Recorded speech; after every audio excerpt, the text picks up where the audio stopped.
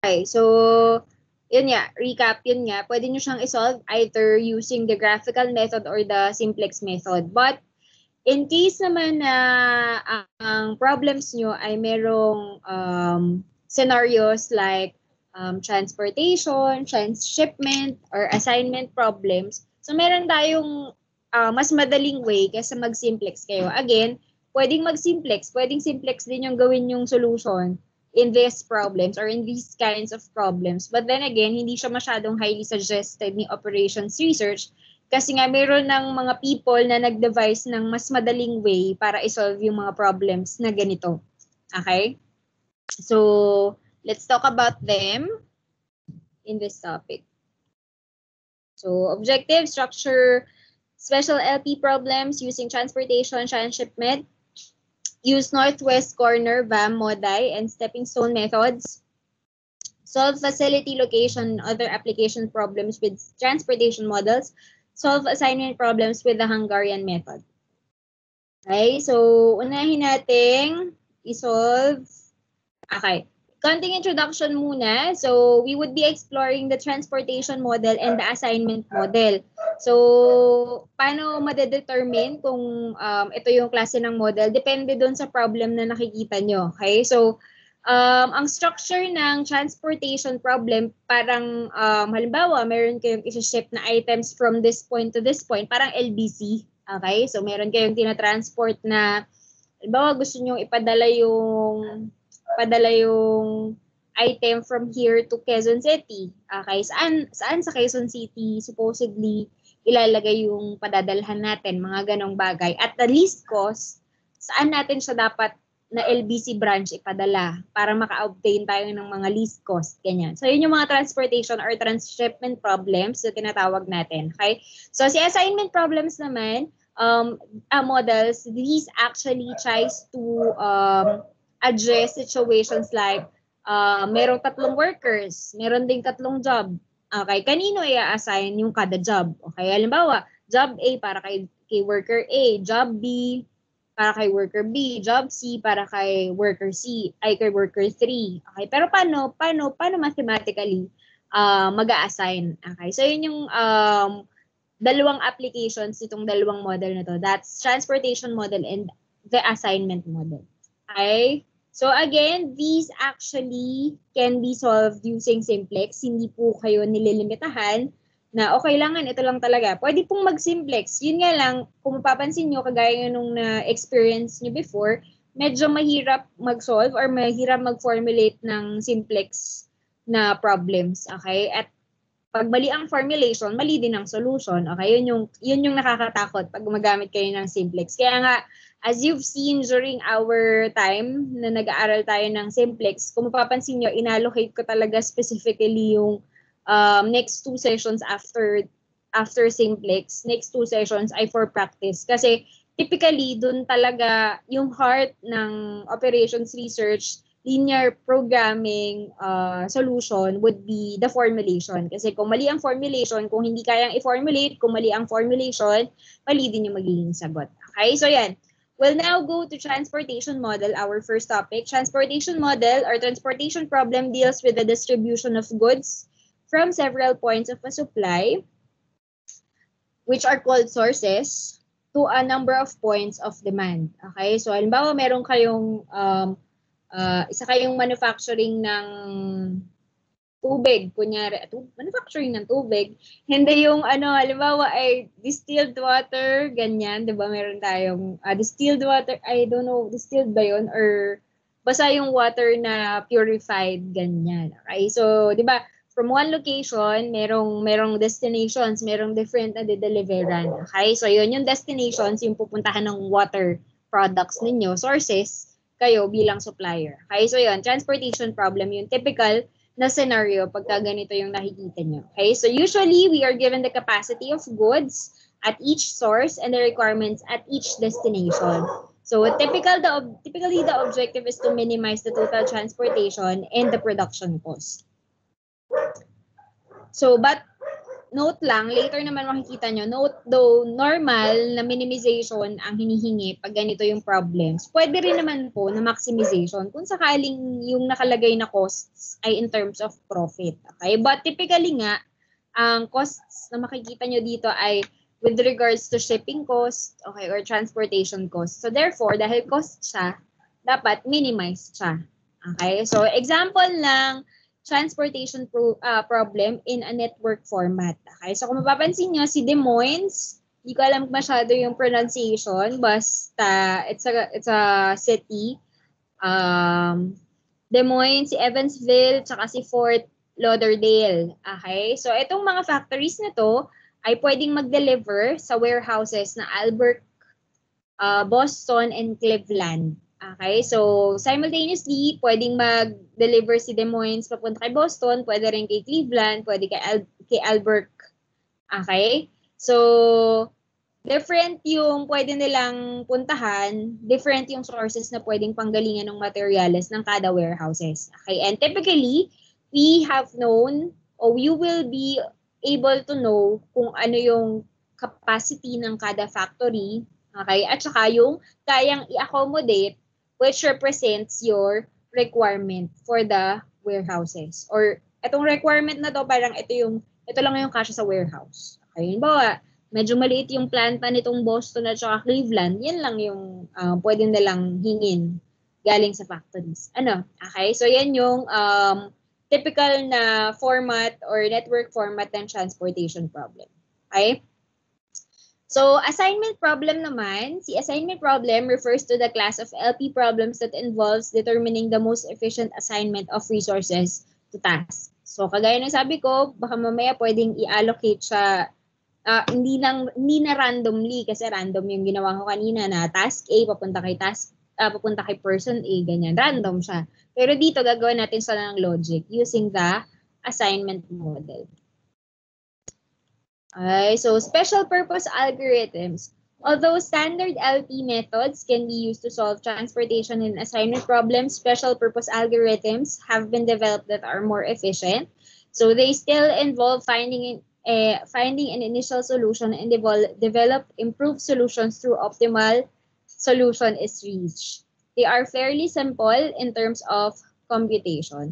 So yung sinabi lang naman doon is that yung mga solution kasi kay transportation at saka kay assignment problem, para siyang simplex na hindi siya agad sagot agad. Yung isang solution sagot agad, ganun. Hindi ganon. Okay? So it goes through the process na merong initial solution, tapos i-revise mo siya using a methodology para makuha mo yung final answer. Okay? Parang simplex method. Okay? So yun. So ito, you can read through this, pero yun lang din naman yan. So, 2 common techniques for developing initial solutions is northwest corner rule and Vogel's approximation for transportation. So, though ituturo ko rin sa inyo this afternoon kung paano siya isolve using least cost method. Okay? So, again, 3 yung magiging initial techniques natin for transportation. Itong nasa taas is for transportation. Ito, transportation. This one, itong Hungarian lang yung i-discuss natin. This one is for assignment. Okay? Ayan. So, again, for initial solution, we would be discussing northwest corner rule, least cost method, and Vogel's approximation method. So, si least cost ay hindi siya discussed inside, pero ipapakita ko rin siya sa inyo para in case in the future ay ma-encounter nyo siya na term sa libro, ganyan. At least medyo may idea kayo na na-discuss ko rin siya ngayon. Another one, for the developing the initial solution, we would be discussing the stepping stone method and the Modi method. Okay, tapos for assignment, di-discuss natin si Hungarian method. So, setting up a transportation problem. So, we have here this problem. Executive Furniture Corporation manufactures office desks at 3 locations, Des Moines, Evansville, Fort Lauderdale. So the firm distributes the desks through regional warehouses located in Boston, Albert, and Cleveland. Ito rin yung nakita nyo kanina na network. No? Okay, so estimates of monthly production capacity of each factory and desk needed for each warehouse are shown in the figure. So production costs are the same at the three factories. So the only relevant costs are the shipping from each source to each destination. So costs are constant no matter how many quantity is shipped. The transportation problem can be described as how to select the shipping routes to be used and number of desks to be shipped from each route to each destination. That would be minimizing the total transportation cost. So yun yung tinatry nating i-gauge, pinakamaliit na cost, and malaman natin kung ilan yung i-ship from one factory to another, or from one factory daw, from Des Moines papunta kay Albert, ilan yung i-ship natin na makakapag-minimize ng cost. Okay? So we'll try to visualize it using this transportation table. So kung mapapansin nyo, ito po ay given. Okay, ito po ay given ng problem. Kung sakaling kayo po ay magsisolve, given to. So it has the from or yung pinanggalingan and the to, the destinations, and then the corresponding costs for shipping, okay, as described by the problem na binasa natin kanina. So, halimbawa ito, ang transportation ng materials from Des Moines papuntang Albert ay $5 per item, okay? Ito naman, Evansville, $8, papunta kay Albert, $8 per item, and so on and so forth, okay? So, supposing ganito yung geographical locations nila, kaya nakuha nila yung ganong klaseng costs.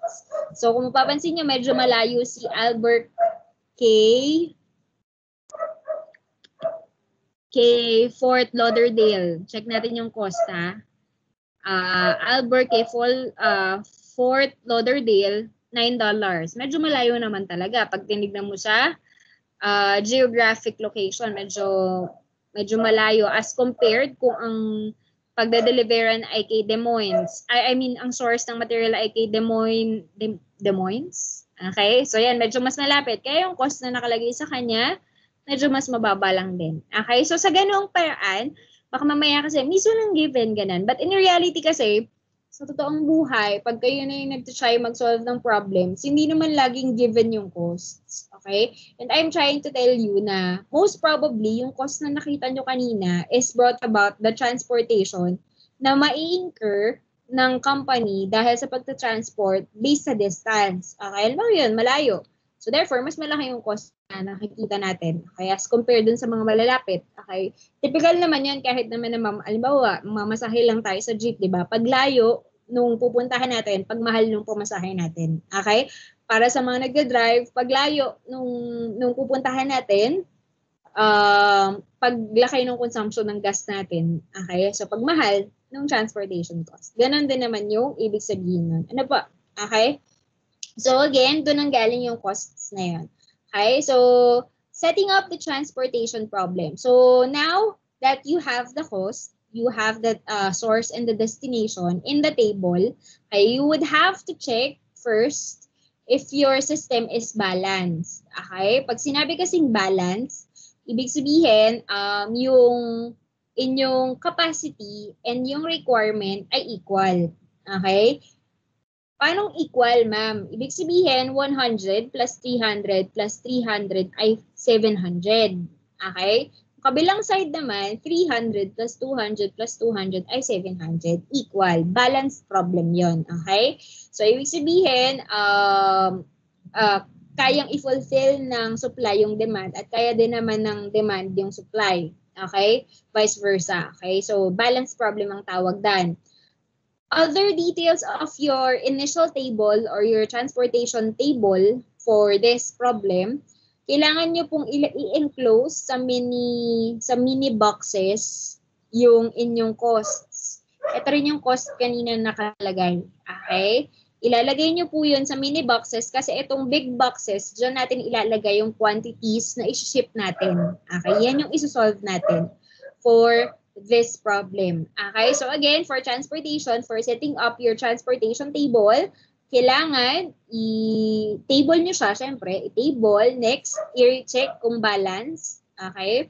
Tapos, ilagay inside small cells or smaller boxes yung inyong costs na na-incur. Okay? So, this would be your initial table. Okay? So, some of you might be asking, so kung nandyan pa kayo, some of you might actually be asking, ma'am, paano pag hindi balance? Okay, paano yung, di ba sabi nyo pag balance, kailangan equal yung column sa row. Okay, paano pag hindi balance? So, ang tawag doon, syempre, ay unbalanced problem. So, if in case po, in the future, makaka-encounter kayo ng ganon, which is yun naman talaga yung reality, mag-i-include tayo ng dummy account. Okay? But yung dummy na yon mamaya, may figure naman na nakalagay dito sa presentation na to kung saan nilalagay yung dummy na yon. Okay? So, let's just now focus on balanced problem muna. Okay? Solving balanced problem. Kasi, yung unbalanced problem, ibabalance nyo lang din naman yun. Okay? Yun lang yung concept niya. Kailangan nyo siyang i-convert papuntang balance para ma-solve na siya. Okay? So, let's start solving the balance problem. Okay? So, when you're solving balance problem, you can either use northwest corner rule, least cost method, and VAM. Okay? So, northwest corner rule is actually the most basic type of solution for transportation problem. So, the concept is you have to start in the upper left-hand cell and allocate the units, the shipping routes as follows. So, ibig sabihin, mag-allocate ka daw dun sa upper left-hand cell, which is the first cell. Okay? Tapos, ubusin mo daw yung ilan mang pwedeng i-allocate doon. Tapos, afterwards, exhaust the supply of each row by moving down to the next row, exhaust the demand requirements for each column before moving to the right and to the next column.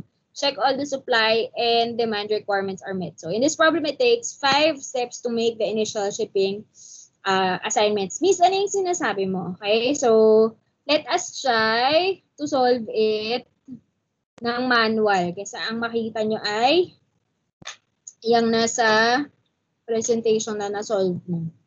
Okay, so pakita ko lang, solve natin siya ng manual. First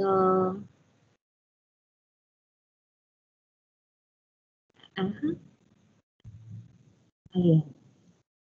Saan na yun? Ayan. Solve natin siya ng northwest corner rule. Again, NCR, northwest corner rule ang tawag sa kanya.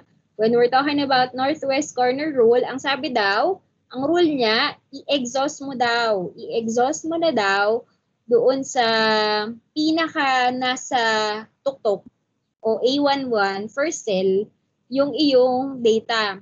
Okay? Tapos tsaka ka mag-move on. Okay? Ubusin mo daw muna yung oras mo doon sa first cell, tapos tsaka mo na i-move. Okay? Paano yon, ma'am? Okay? So sabi daw, ang first cell natin, yung upper left natin ay ito. Ano? Okay? Buksan ko lang yung ink ko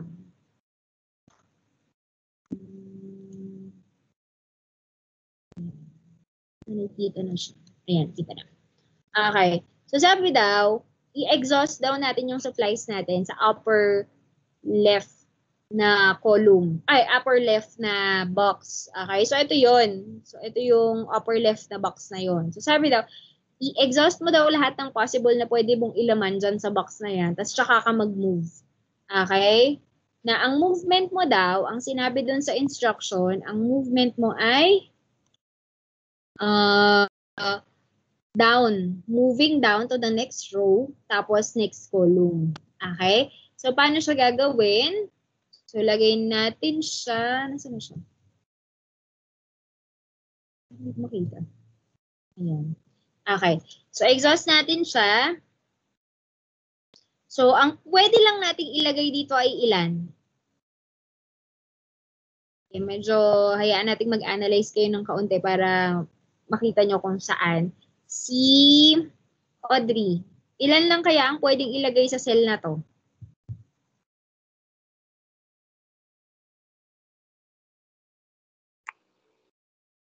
Hula lang, okay lang. Ano po yun, Miss? Ilan lang kaya ang pwedeng ilagay sa cell na to? Hindi po ba dapat lalampas sa factor capacity? Tama. O, ilan? 25? 25? Bakit 25? Anong basis ng 25 mo? Baka lang may basis ka. Ano ka ba? Huwag kang ma-pressure. Tinatanong ko lang. Wala lang po. Tama yung concept mo actually. Dapat hindi lalampas ng factory capacity. 100. Ang kalaban niya ay 300 na warehouse requirement. Hindi ka naman pwedeng mag-ship ng 300. Papunta kay Albert kasi ang factory capacity lang ng Des Moines o ang kaya lang i-produce ng Des Moines ay 100. Okay? So therefore, i-exhaust ko lahat ng possible, yung pinaka-peak possible that I can assign here, which is 100. Okay? Ibig sabihin, inubos ko na to. Okay? Bakit hindi ito yung ubusin mo? Hindi nga pwede. Kasi kung 300 ang ilalagay ko dito, abay di niya, may negative 200 na lalabas. Okay? So, very good ka doon sa point na yon. Medyo, kahit wala pa akong sinasabi na analyze mo na kailangan hanggang doon lang. Okay, so thank you. So, next tayo. So, since wala na si Des Moines. Hindi na siya pwedeng mag-ship dito. Hindi na rin siya pwedeng mag-ship dito. Okay? Kasi wala na siyang isi-ship. 100 nga lang ang capacity ng part na yan. So therefore, move na tayo sa susunod na row. Okay? So sa susunod na row, ilan yung pwede nating ibigay?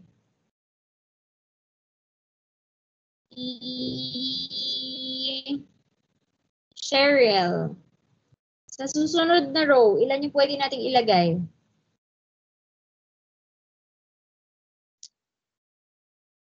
100. Ay, 300. 300. Okay, sige. Sabi niya, 300. O, pag naglagay ako ng 300 dito, ha? Thank you. Ayan. Pag naglagay nga lang ako ng 300, ang problema ko, 100 plus 300, 400. Tama ba ga? Oo. So, hindi aari. Okay, labis-labis. May lumabis na 100 kung sakali. So therefore, ang pwede ko lang ipara 100 plus 200, 300. So therefore, wala na akong pwedeng i-ship dito. Okay? Hindi na ako pwede. Nalagay ko na. Okay? Ubus na tong linya na to. 800.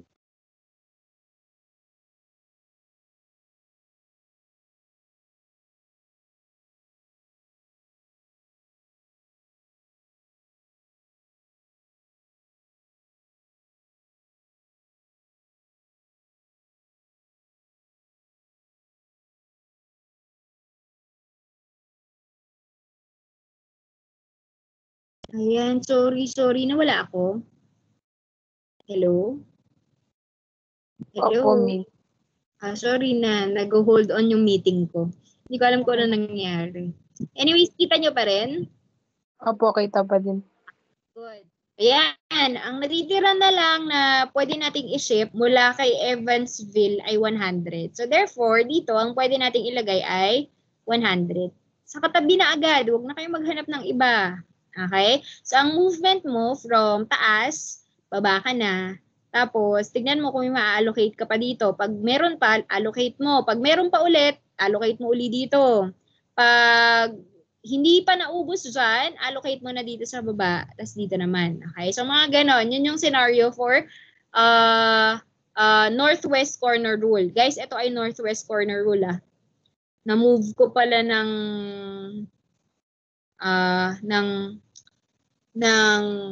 slide. Nag-LCM na ako. Dito pala dapat sa isa.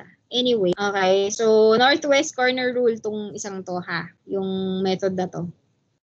Okay? So, since ubos na tong 100, ubos na.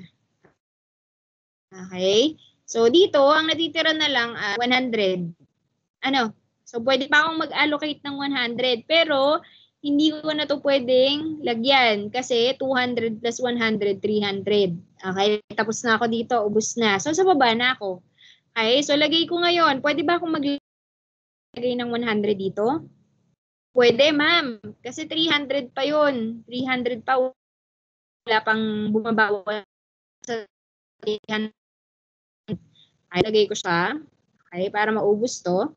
So, wala na. Okay na to. So, 100 plus 100, 200. Ito naman, 200 plus 100, 300.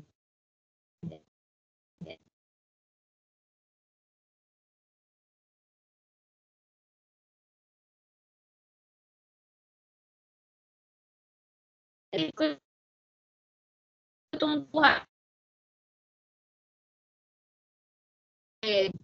Kanina, natitira itong 200. Miss Chappy po. Miss Chappy po.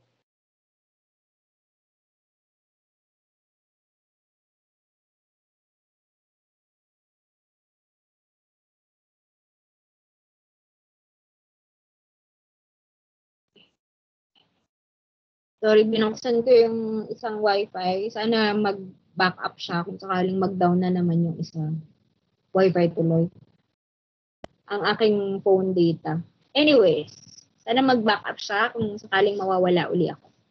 Okay, mabalik. So, yan. So, therefore, ang total cost natin, using the NCR, okay, NCR, so, ang total cost natin, mismo na yung total cost. So, kukunin nyo lahat ng may values. So, ibig sabihin kasi, ang sabi dun sa Northwest na solution ninyo, ay mag-ship daw kayo ng 100 mula Des Moines papuntang Albert, ng 200 units mula Evansville papuntang Albert, tapos 100 mula Evans papuntang Boston. Fort Lauderdale, 100 ang i-ship papunta kay Boston. Tapos, Fort papunta kay Cleveland, 200 units. Okay? So, evaluate natin yung total na cost na mai-incur natin. So, lagay natin ay 100 times 5. Hindi ko na ilalagay ko saan, nakita niya naman. 100 times 5, ito yon. Sige na, lalagay ko na. So, D to A, that's 100 times 5. Okay, that's 500. Tapos, E to A, that's 200 times 8. 8, 16, 1, 6. Okay. Tapos, E to B, that's 100 times 4. Okay, so 400. Tapos, F to B, that's 100 times 7. 700. Tapos, F to C, that's 200 times 8. 8, 16, 1, 6. Patotal nga ako nito, si Kerseline. 1, 2, 3, Wait 4, lang po, 5. Miss. Oo, gugulang. Yung nandito lang yung 500, 1, 6, 400, Okay 700. Ayan.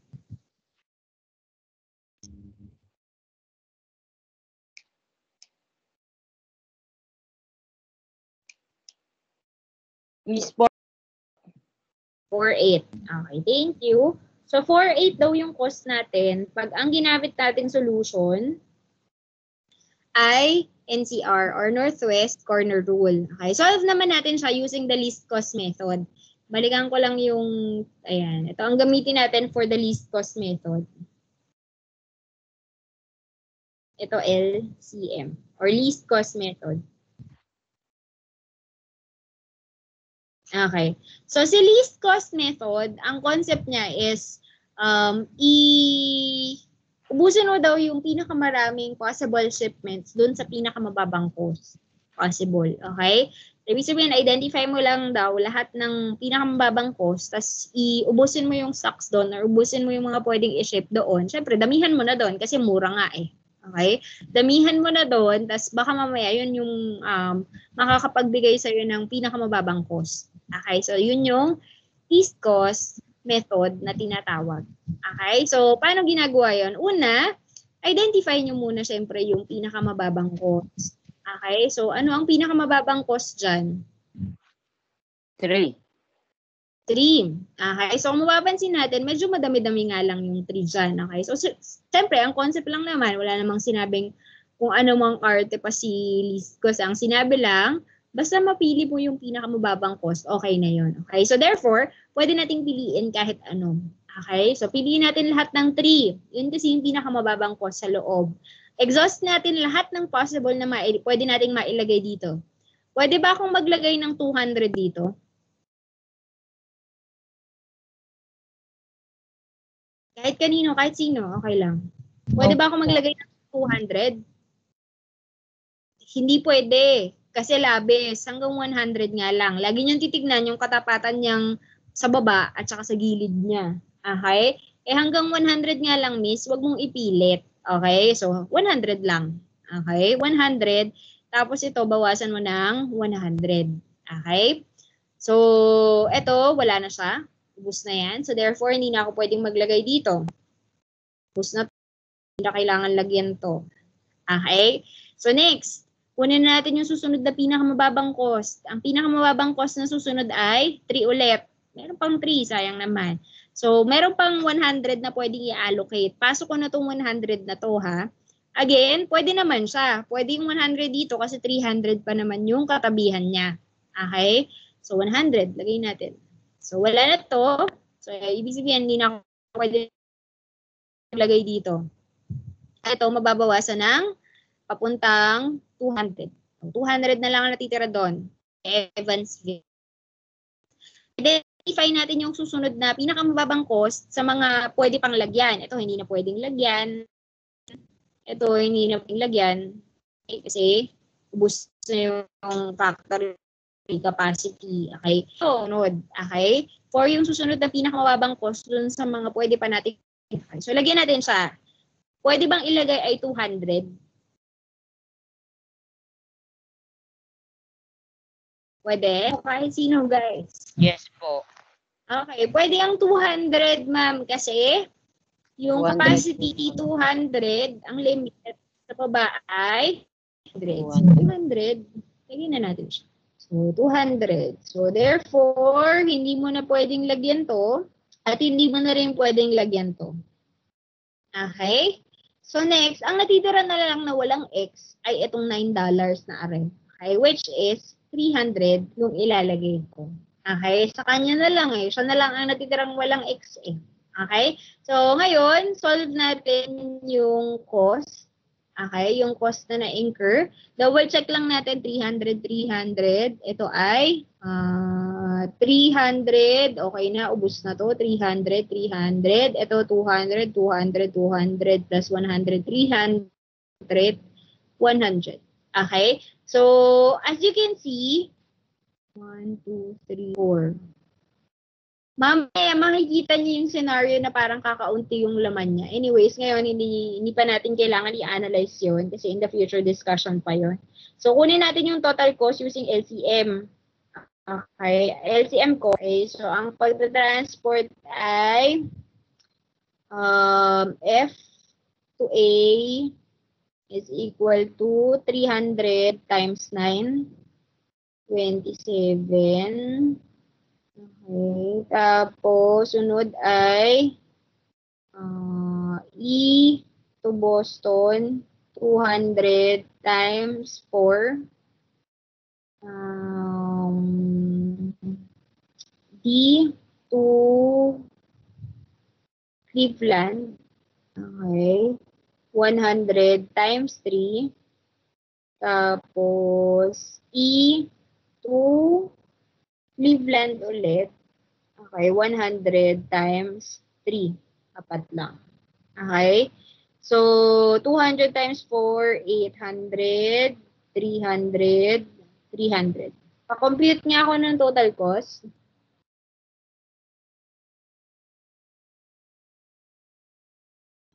Sorry. Wala pala akong inassign kapag compute. Si Ernice.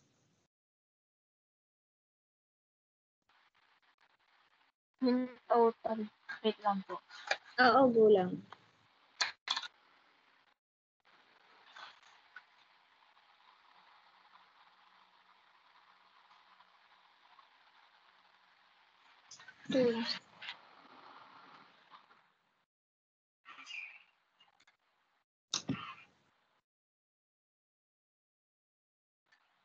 Four, one.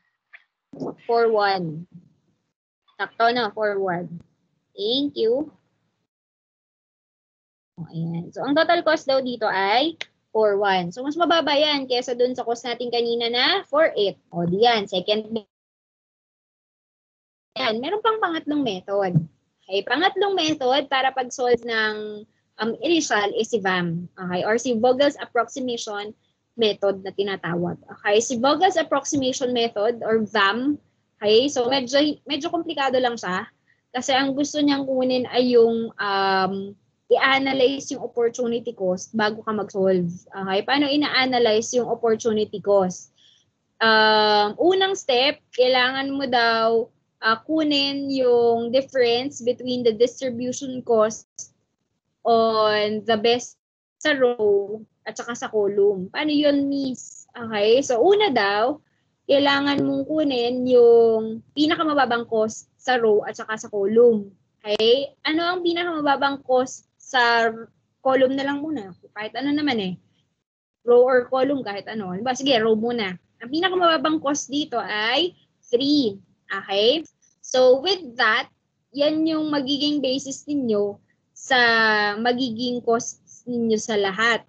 Okay? So, kailangan nyo daw kunin yung pinakamababang cost at saka yung second best cost.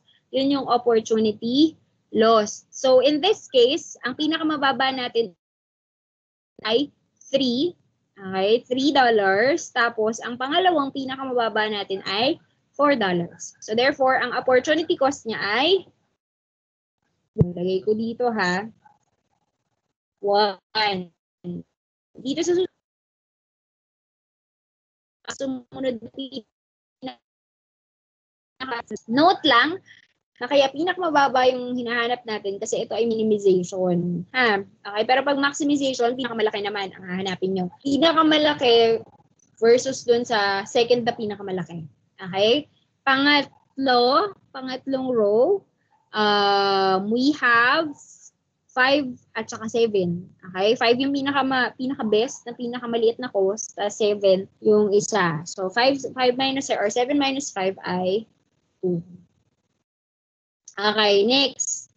Kunin naman natin yung sa taas. Okay, dito, ang pinakamababang cost ay 5 at saka 8. 5 at saka 8, we have 5, 3.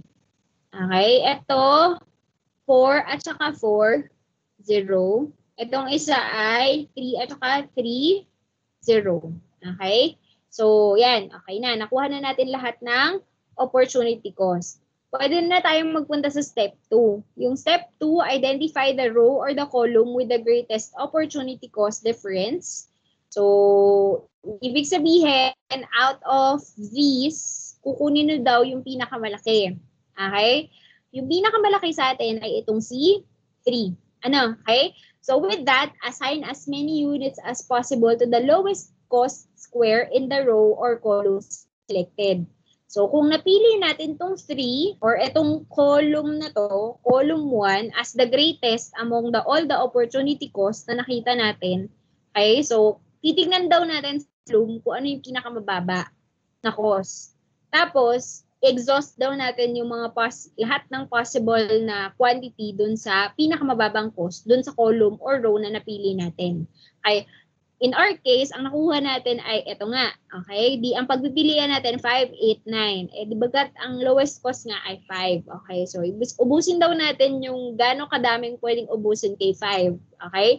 So, since dito, ang capacity ay 100 tas 300. So, we're limited by the factory capacity na 100. So, therefore, hanggang 100 lang to. Okay? Okay na. So, with that, pwede na nating i-X tong dalawang to. Okay? So, ibig sabihin, wala na pong saysay, hindi na po kasama yung dalawang yan sa usapan. Okay? So, ibig sabihin, hindi na ako pwedeng makapag-allocate dyan sa part na yan. Okay? So, next. Allocate naman susunod. Okay? Paano i-allocate yung susunod, miss?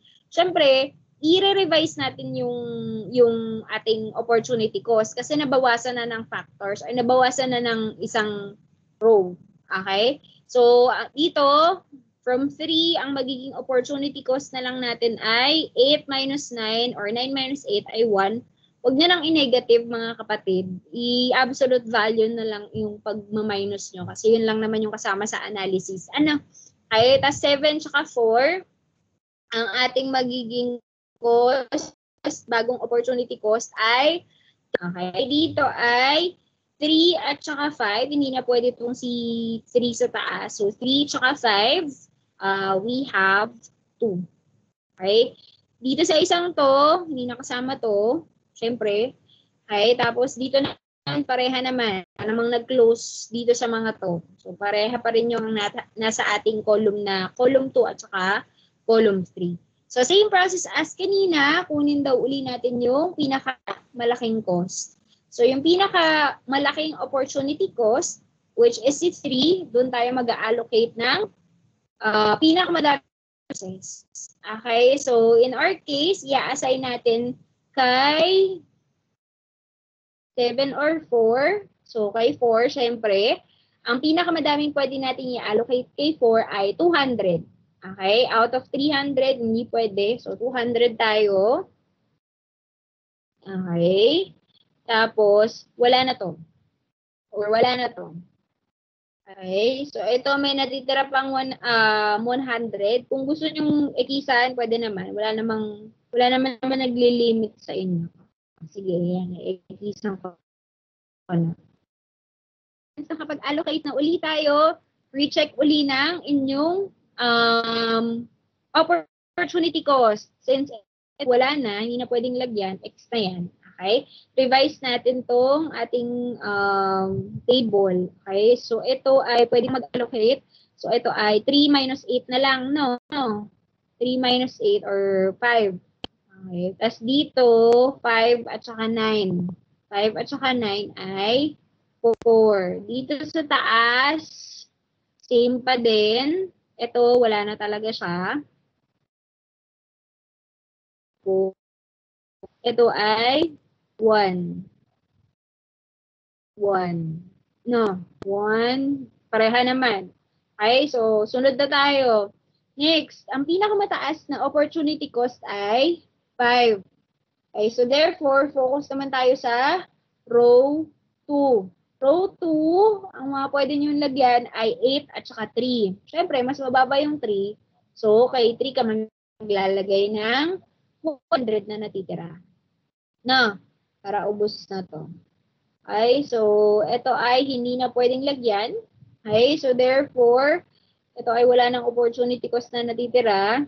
Ito ay wala na din. Okay, so ang natitirahan na lang ng opportunity cost ay itong isang ito. Ito po inansin. Itong isang to. Ito na lang ang meron. Okay, so wala na opportunity cost. Wala na din dito. Ang natitira na lang ay ang natitira na lang itong, so siya na lang, syempre, siya na lang. So, mamili daw ng mas maliit na cost dyan sa linyang yan. So, we have 5 and 9. So, pwede tayo mag-allocate ng 100.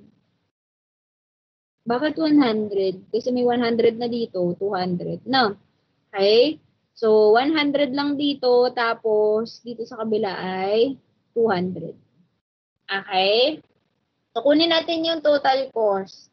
So, again, kay VAM, medyo komplikado lang siya kasi medyo may pag-analyze ka ng opportunity cost. Okay? So, kinocompute nyo siya kada lagay ng, kada input ng value, review yung opportunity cost, input value, review opportunity cost, hanggang maubos nyo lahat ng resources ninyo. Okay? So, yan. Compute natin yung total cost using the VAM. We have D to A, 100 times 5, 500. Okay, tas E to B, 200 times 4, 800. We have Fort Lauderdale to A, 200 na 9. Tapos, E to C, 100 times 3, 300. Tapos, F2C, we have 100 times 5, 500. Total ako, si Jamiel. 3.9 po, miss. 3.9. Okay. Thank you. So, kung mapapansin nyo, mas maarte siya, pero siya yung pinakamababang cost na nailabas agad-agad. Okay. So, as compared, balikan natin, itong si NCR or si NWCR, 4.8 ang naging sagot natin. Kay SCM, mabiruin mo si VAM, ang nailabas niya ay 3.9. So therefore, syempre, kung magbabase tayo sa initial method, si VAM yung pipiliin natin. Okay? Pero, meron tayong verification methods na tinatawag. Kaya basa nyo kanina doon sa presentation, merong improvement methods. So, halimbawa, si VAM na talaga ang sagot sa ating mga dasal. Okay? So, pwede natin gamitin yung improvement methods. Halimbawa, si stepping stone or si Moday method. Okay, discuss muna natin si stepping stone at saka si Moday method bago natin siya i-apply dito sa problem na to. I would just unshare this. Oops. Share ko lang. At ang i-share ko.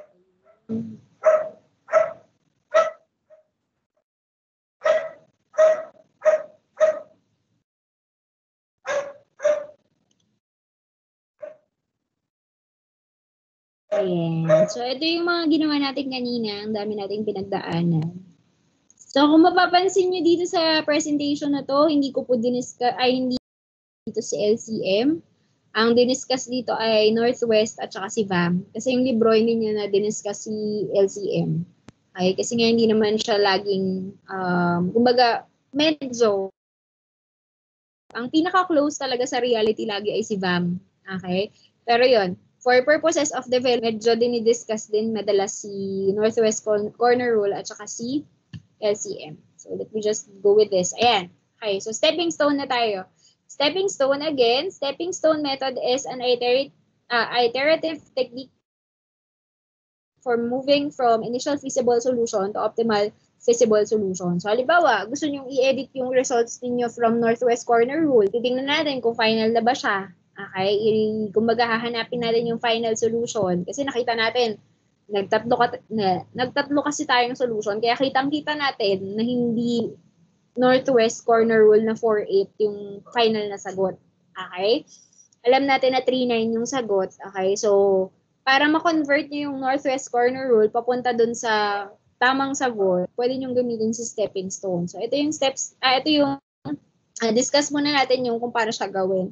Okay, so two distinct parts and to the process, testing the current solution to determine if the improvement is possible, making changes to current solution to obtain an improved solution, and this process continues until optimal solution is reached. So, ang ginagawa, okay, so normally, para hindi siya ma-declare as degenerate na problem, okay, so, ang occupied shipping routes should be equal to the number of rows plus number of columns minus 1. Kaya kanina, nung nakita ko yung solution ng LCM, kita ko na agad na degenerate siya. Bakit? Yung number of cells na occupied niya, parang 4 lang. Pero yung normal dapat ay 5. Okay? So, medyo tricky lang. Though, later naman, i-discuss natin paano i-handle si degenerate solution. So, note lang na hindi natin siya masyadong kumbaga nire-recommend na ang solution na nakikita ay degenerate. Okay? Para kasing, kumbaga, in reality, pag-uusapan natin yung reality, para siyang masyado mo naman yatang sinigsik. Okay? Kumbaga, hindi siya least cost, tas hindi rin siya healthy para sa supplies and demands ninyo na masyado yung sinisiksik sa yung solution sa kakaunting planta lang. Okay? So, degenerate na matatawag yun pag kakaunti lang yung nalagyan ng numbers. Okay? So, but in our case, si northwest corner rule naman ay hindi naman degenerate. 5 yung nalagyan niyang numbers. So, yun yung gagamitin natin for the solution. Okay, so punta na tayo sa steps. You can read through dun sa descriptions and whatevers. Ay, nandyan naman yan. Isisend ko naman to. So first off, select the unused square to evaluate. Ano yung unused square? Diba, yung unused square, ito yung mga cells na walang laman. Okay, unused square to evaluate. Beginning at this square, trace a closed path back to the original square via squares that are currently being used with only horizontal or vertical moves allowed. Okay? So, ibig sabihin, mag-trace ka daw ng movement para makabalik ka dun sa unused square na yun gamit yung mga used squares. Okay? Mamaya, pwede nating i-demonstrate yan. Beginning with a plus sign at the unused square, place alternate minus signs and plus signs on each corner square of the closed path just traced. Next, calculate the improvement index by adding together the unit cost. Then repeat steps 1 to 4 until improvement index for all the non-used squares have been collected. Tapos, if all indices are computed are greater than or equal to 0 dahil ito ay minimization, so, an optimal solution has been reached. Pero, if possible, to improve the current solution and decrease the total shipping cost. So, sample, itong si Executive Furniture Corporation. Try natin siya dun sa data natin. Unshare ko lang ulit. At i-share ko uli yung data natin kanina. Nasaan na naman siya?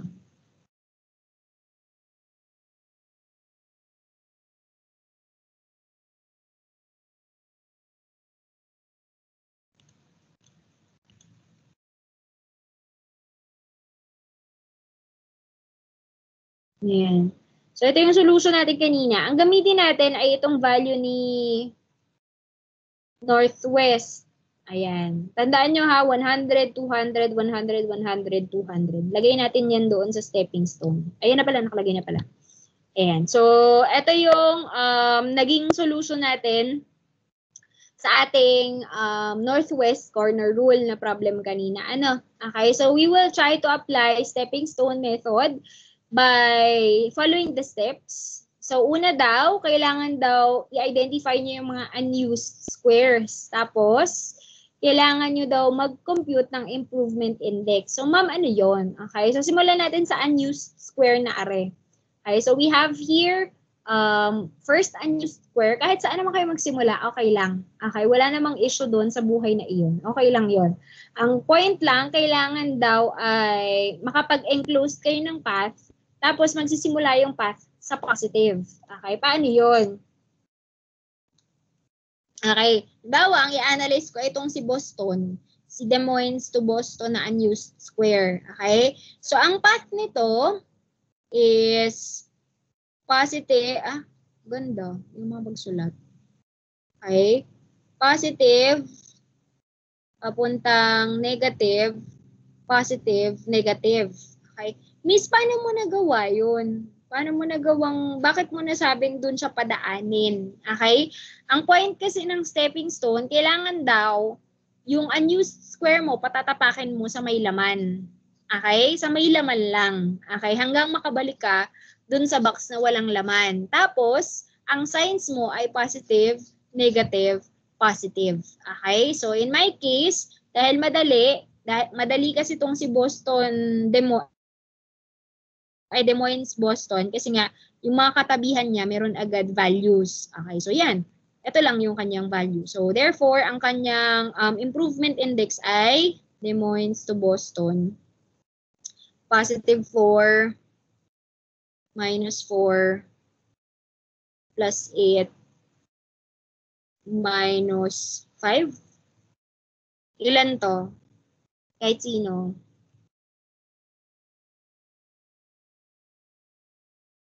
Ilan siya?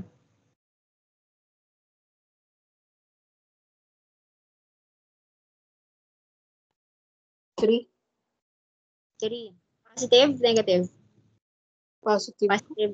Positive 3. Good. Okay, next. Next, unused square natin. Itong si Des Moines to Cleveland, wala din siyang laman. Okay, gawa tayo ng path. Okay, so kailangan daw, di alam na natin positive to. Okay, positive. Ano ba ilalagay? Dito na lang. Positive. Alam na natin positive siya. So, kailangan daw, ang matatapakan niyang susunod ay may laman. Okay? Either you do it this way, or you do it pababa. Lang yun, isa naman ang pupuntahan yun. Okay? Ang gagawin ko ay pababa, kasi trip ko lang. Okay? So, bababa ako, bababa. Kailangan ang susunod na tapak ay may laman. Ito ang may laman. So, ito ay negative. Okay? Sunod, ang susunod na tapak dapat ay may laman ulit. O, di din eh. Okay, positive. Sunod, hindi ako pwedeng pumunta dito kasi walang laman. Okay, pwede akong umangat. So, angat. Negative. Okay. Sunod, hindi pa ako makaakyat kasi walang laman. Madali sana kung may laman to para diretso dito. Hindi ako makaakyat kasi walang laman. Okay, so ang pwede ko lang gawin ay kumaliwa. Okay, so positive. Ayan. Tapos, akyat tayo. Ito ang inyong negative. O dapat pala iniba ko yung pen. Tapos, tsaka lang ako makakabalik dun sa unused square ko. Okay? So, yun yung path niya. So, yun yung concept ng stepping stone. Yung stepping stone nga, kumbaga magsa-step lang ako sa may laman. Okay? Sa may laman. So, therefore, ang aking path para sa B to C ay positive 3, negative 5. Wala ka. Positive 3, negative 5, positive 7, negative 4, positive 8, negative 5 is equal to. Pakompute ako. Bahin ko lang yung ink ko. Kahit sino.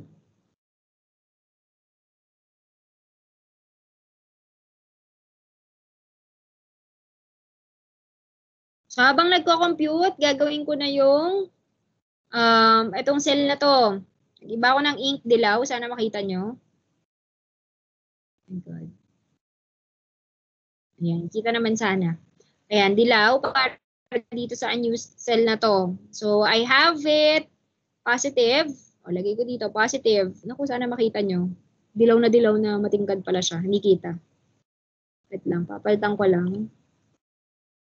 Green na lang.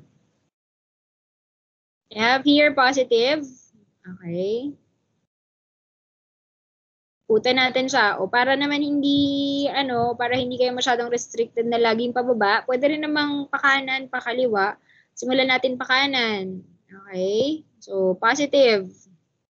Kanan, kaliwa pala. Positive. Pwede ba akong bumaba? Pwede ba akong umakyat? Pwede naman. Kaso pag umakyat ako, pag sumigi pa ako dito, akyat, walang tatapakan. Unused square to eh. Walang tatapakan. Dito lang ako pwede. Sa baba, minus. Okay, tapos, positive. Tapos makakaakyat na ako. Okay, so therefore, ang cost or ang improvement cost for Evansville to Cleveland ay positive 3, negative 4, negative 2, di ba? Positive, negative. Ano daw? Positive, negative, positive, negative, negative 2. Negative. Minus 4 plus 7 minus 5. Ilan tong DC? 4 po. 4, sakto. Itong EC, balikan ko uli kayo dyan. Habang kinocompute nyo yan, isolve na natin si Fort Lauderdale. Fort Lauderdale, palitan ko lang ang aking color. Pa-blue. Okay?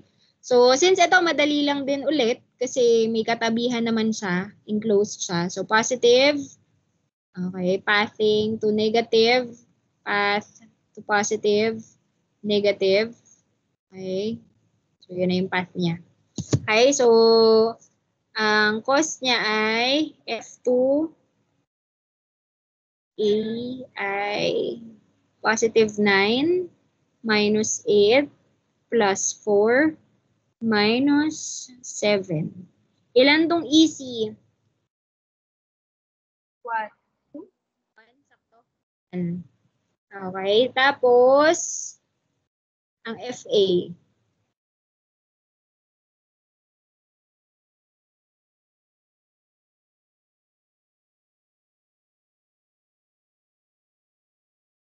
Negative 2. Negative 2?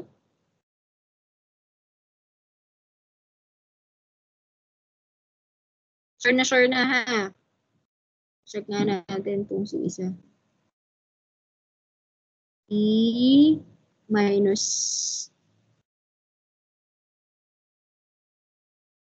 4, 3. 3 positive 3. BBDC 4. Bakit yung DC natin ay 4? Double check ko nga. 3, negative 5. 3 minus 5 plus 9. Bakit nag-plus 9 siya? Hindi. Okay. So sa atin, ang sunod, kailangan daw nating i-identify kung mayroong other route. Okay? So since sa atin, balik tayo ha. Babalik ko lang kayo dun sa solution sa kabila para makita nyo kung anong itsura ng ginawa natin.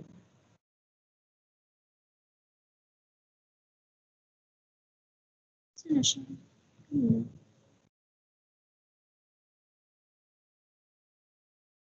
Ayan. So, yun yung ginawa nating una, di ba?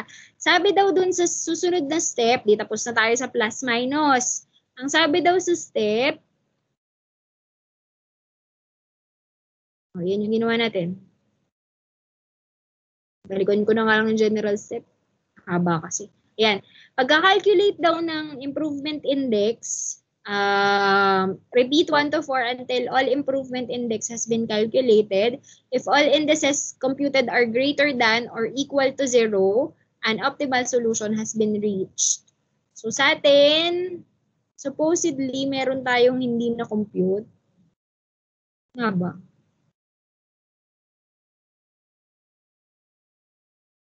Bakit sa atin walang nag-negative? Sure kayo dun sa FA? F2A? Yung solution natin kanina. Double check nyo nga, babalik ko kayo.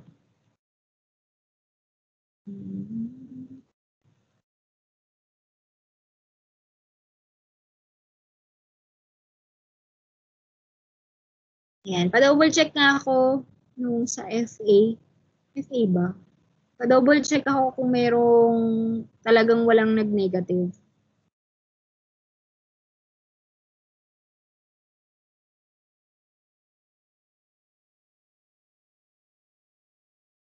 Lahat positive.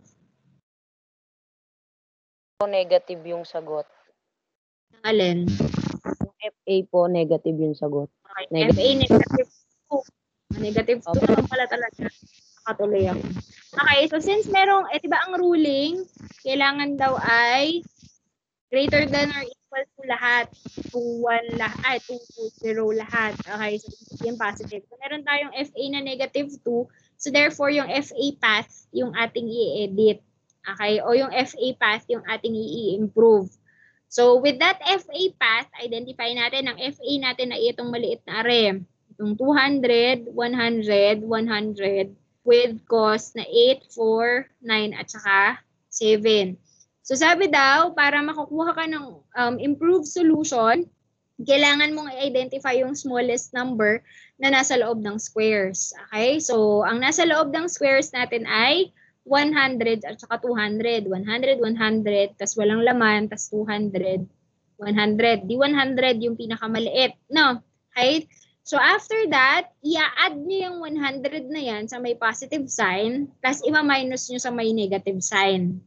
Kumbaga, kung ano yung path na sinundan nyo kanina, distinctively sa atin naka-blue naman, kung ano tong path na to, i-minus at ipa-plus nyo yung pinakamababang quantity na yan. Okay, so in our case, ang ating value ay itong 100, no? Ilalagay ko na siya sa susunod, ha? Lagyan ko ng D, E, F, A, B, C. Okay, so lagyan ko ng 100, tapos 5,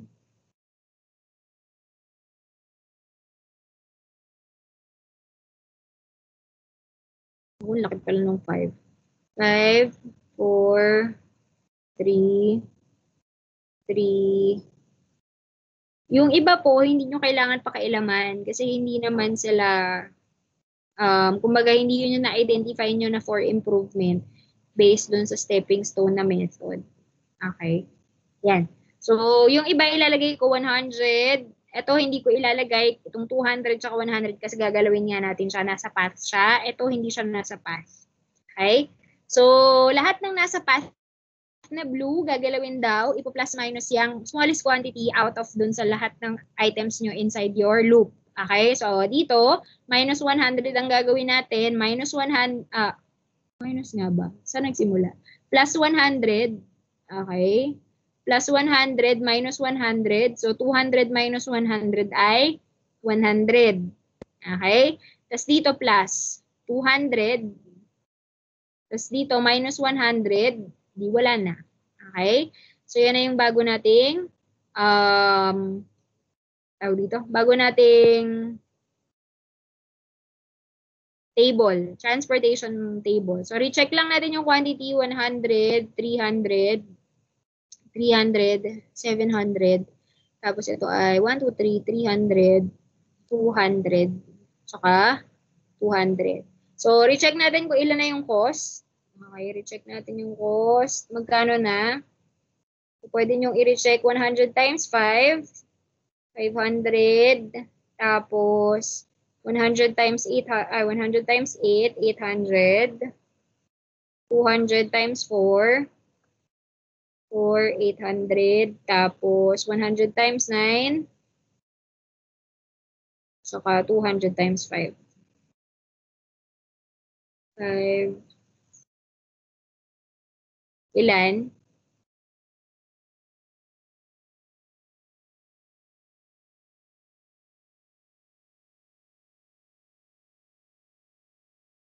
$4,000 po. 4,000. So mukhang hindi pa rin yan. Miss, parang kulang pa din. Kasi nakita nga natin kanina sa ang naging sagot niya ay diga 3,900. Okay. So ibig sabihin may mas mababa pa. Okay. So pwede pa tayong umulit ng stepping stone using this new table. Okay.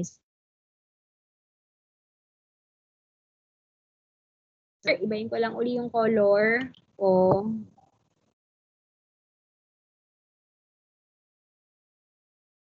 Mag-green ako.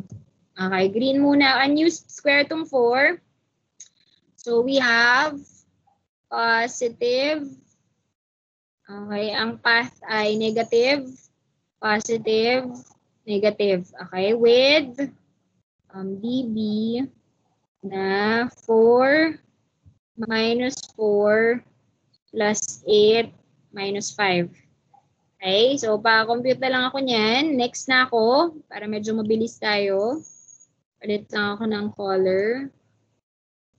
Next ay itong unused square na C, galing sa C. So we have positive, tapak sa 200 negative, tapak sa 100 positive, tapak sa dito na, diretso na ako. Positive, negative, that's positive. Okay, so we have B, C,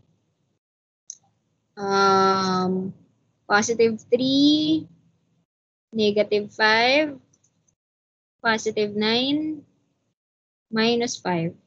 Okay, pa-compute ako. Ilan yung dB? 3 po.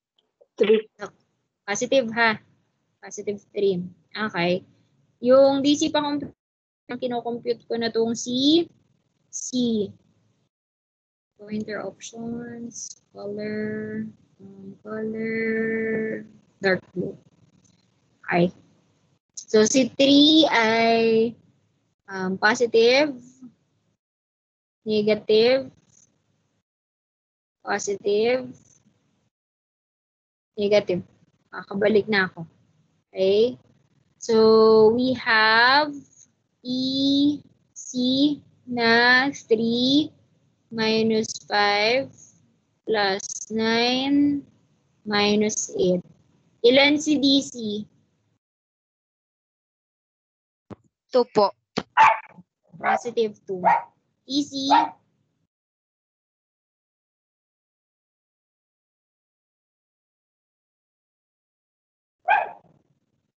Negative 1 po eh. Negative 1. O yan, may negative tayo. Gagalawin pa natin yan mamaya.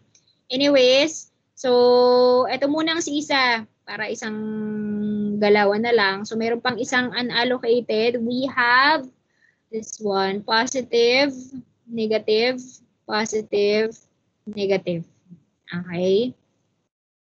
So we have FB. Oops. FB 7 minus 8 minus 4. Ilan?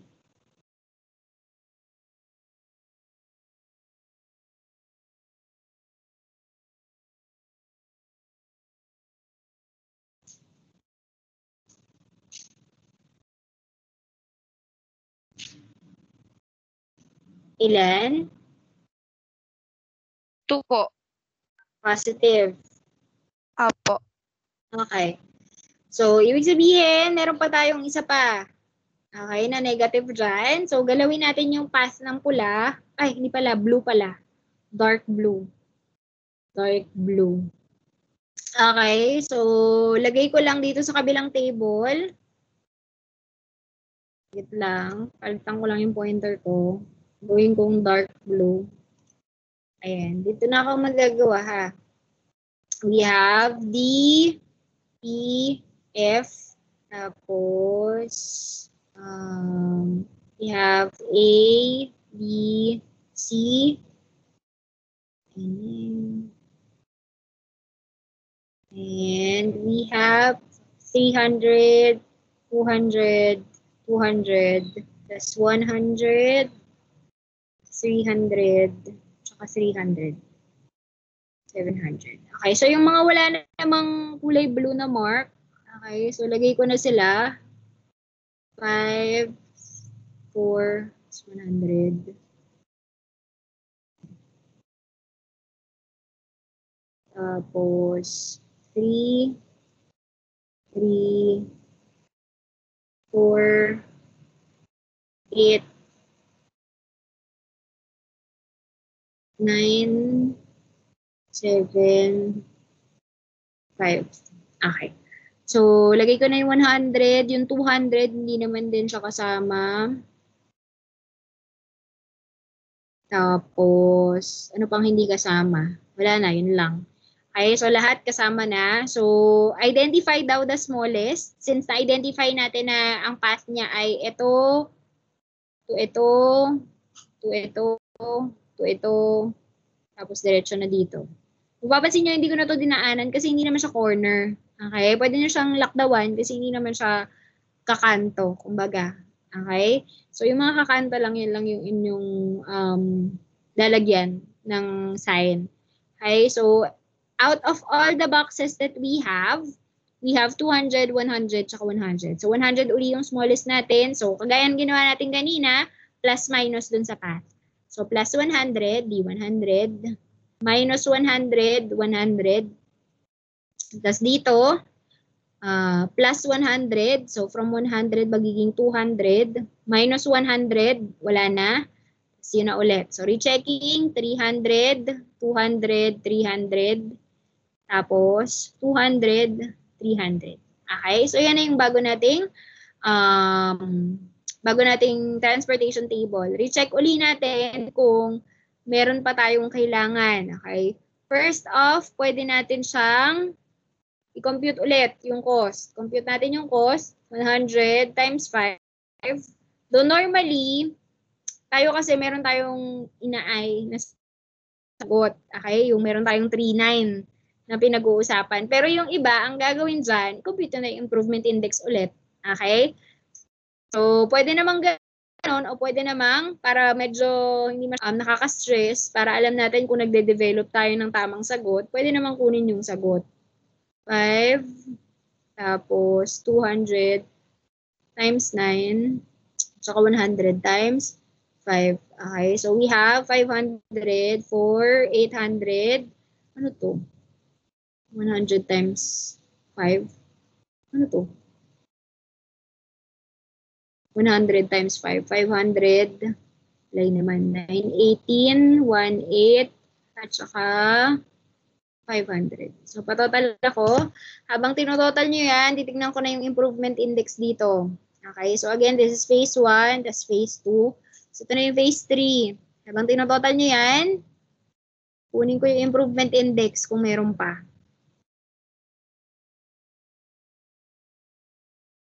Okay, kunin natin yung una. We have positive, negative, positive, negative, positive, negative. That's the best that I can do kasi hindi ako pwedeng kumanan, hindi rin ako, pag bumaba ako, hindi ako makakaangat.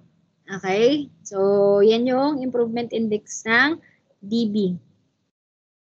Ay, DBI, 4 minus 4 plus 3 minus 5 plus 9 minus 5. Tapos na. Total na lang ako nito. So, babalik dito. Ilan to? Ilan ang total nito? Ilan? 4-1. Hello? 4-1. So, ibig sabihin may ina-expect pa pala tayo na for improvement. Hindi pa siya tapos. 4-1? Nagmahal pa siya. Anyways, so ilan to?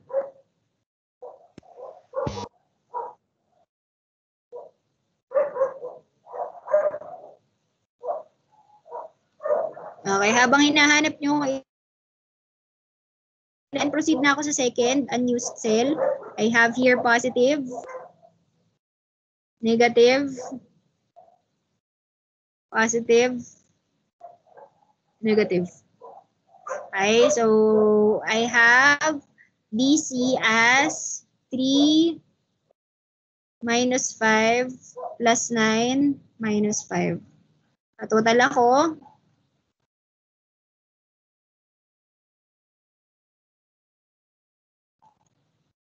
habang tinototal nyo yan, kunin ko na tong isang to, plus, oh my God, so hirap. Plus, minus, plus, minus. Okay? So you might be deceived to go up. Pag umangat kayo, wala kayong kakantuhan. Okay? So kaya hindi ako umangat. Gumilid ako. Ay, bumaba ako. Tapos gilid. Okay? So E, A, 8 minus 9 plus 5 minus 3. 3 ba itong nasa kanto? 3. 3. O, ilan yung DC? Ay, yung DB. Naiwan na tayo. 2 po. Positive. Opo. Positive 2. Itong isang to, DC. 2 din po. EA, wala pa.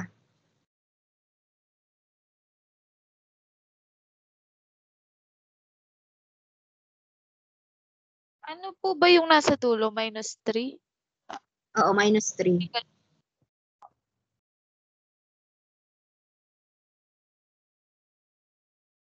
One po. Positive din. Okay, yung improvement index natin. So, bali mo itong dulo. Gamitin kong pointer ay Green. Oh, green. Okay, last cell na unused. Nasaan yung pointer ko? Ayan. Last cell unused, we have, nasaan na? Last cell unused, we have positive, negative, positive, negative. Okay, so we have FB 7 minus 5 plus 3 minus 4.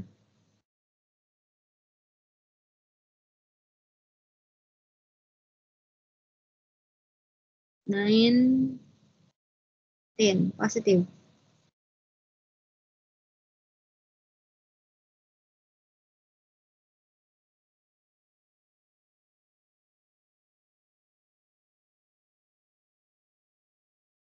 Positive 1 din po, miss. Positive 1.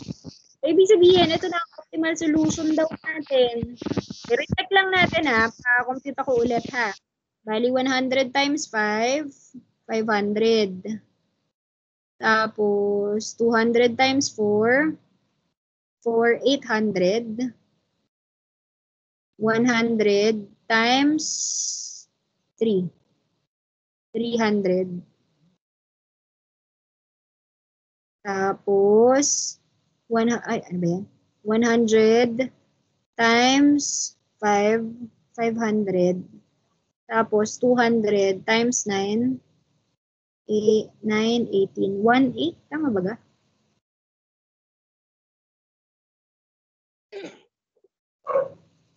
Ilan? 3-9 po. 9. O, ba't kanina yung 4-1? Baka may mali lang ako. 3, 9. Okay, so therefore, ito daw po ang ating least cost na path. Okay? So, itong 100 na i-deliver mula D papuntang A, 200 A, E, B, F, A, 200, and so on. Okay? That's confirmed by our improvement indexes. Okay? As seen here, wala nang negative sign na nakikita. Ano? Okay, so therefore, ito po ang ating allocation for transporting our goods dito sa problem na to with an expected total cost of 3,900 only. Okay? So, okay na tayo dyan. Move on na tayo. Punta na tayo kay Moday method. Parang sulit na sulit yung 2 hours ko ngayon. Ay, Moday method tayo. Balik tayo dun sa discussion ninyo. And so, ito yung ginawa natin kanina. Okay,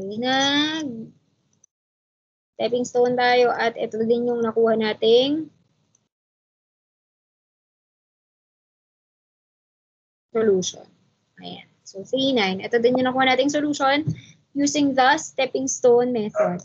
So, next, we have summary ng steps. So, yun din yung ginawa natin kanina. Then, pwede nyo gamitin yung Excel. Nandito naman yung kung ano-anong formula ang gagamitin. So, pwedeng gamitin si Excel kung gusto mag-Excel. Moday method na tayo.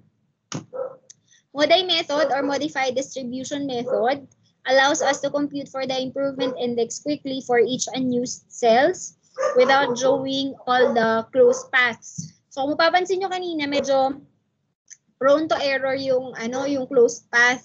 Especially kapag hindi kayo sanay. Kaya medyo mag-practice kayo mga kapatid doon sa pag-stepping stone kasi minsan doon lang nagkakamali agad. Okay? So yun. So humahaba dahil nagkakamali ng step ng stone na tatapakan. Okay? So yun. Practice lang ng kaunti. Pero si Moda, yun naman yung tinry niyang i-address. Okay? So may formula siyang ginagamit. So, initial solution din siya ang ginagamit niya. Again, itong si stepping stone tsaka si Moday, siya ay improving the initial solution. Okay? Ibig sabihin, meron ng initial na sagot, titignan lang natin kung ito yung sagot. Okay? Using these two methods. Either use the stepping stone or the Moday. Okay? So, in Moday, we have Ri at saka Kj. Ri represents the value of assigned row I. Then Kj, value for the assigned column J with the cost na Cij. So we have here Ri plus Kj is equal to Cij. Compute for each row and column. After all equations have been written, set R1 is equal to 0. Then solve the system of equations for R and K values. Compute for the improvement indices for each unused square by the formula C minus Ri minus Kj. And select the best negative index and proceed to solve the problem as you did in the stepping stone. So paano siya? So gamitin uli natin yung problem ay yung na-solve natin using the north west corner rule. Yan. Gamitin natin to northwest corner rule again. Yun lang din yan, yung kanina. Gamitin natin si Moday method. Okay, ang sabi daw, kailangan daw nating mag-compute ng value ng R plus K. Miss, ang daming ganap dun sa R plus K. Okay, so sabi daw, kailangan yung kunin lahat ng unused squares pa din. Ay, ng used squares, sorry. This time, used squares yung ang makikita nyo. So, ano yun? So, ibig sabihin, ito kasi yung inyong R1, R2, R3. Tapos, ito yung K1, K2, K3. Ano? Okay, so, ibig sabihin, row 1, row 2, row 3, tapos K1, K2, at saka K3. So, sabi daw, hanapin daw natin lahat ng compute the values for each row and column set as Ri plus Kj. Okay, bago daw kayo mag-set into 0. So, ano yon? So, una, we have here yung may laman ang i-analyze nyo. So, we have R1, first formula ay R1, R1 plus K1 is equal to 5. Okay. Next ay R2 plus K1 is equal to 8. Okay. Then R2 plus K2 is equal to 4. Sunod na may laman, itong isang to, R3 plus K2 is equal to 7. Next, we have R3 plus K3 is equal to 5. Okay? So, next step, ang susunod na step na sinabi niya ay set R1 is equal to 0.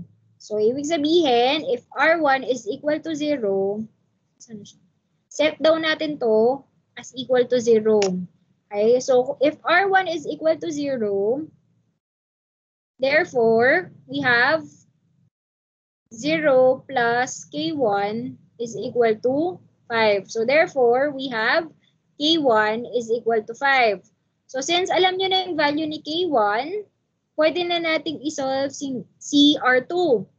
Okay, so R2 plus K1 na value na identify natin kanina, 5, is equal to 8. Okay, so R2 is equal to 8 minus 5. 8 minus 5 ay 3. So R2 ay equals to 3. Isolate ko lahat to Lagay ko lang dito. K1 is equal to 5. R2 is equal to 3. Next, if R2 is equal to 3, pwede na nating makuha si K2. Okay? So, R2 ay equal to 3, di 3 plus K2 is equal to 4. Okay? So, we have K2 is equal to 4 minus 3, 1. Okay? So, K2 is equal to 1. Tapos, we have, since okay na si K2, R3 naman. R3 plus 1 is equal to 7. So, R3, 7 minus 1, 6. Okay, so R3,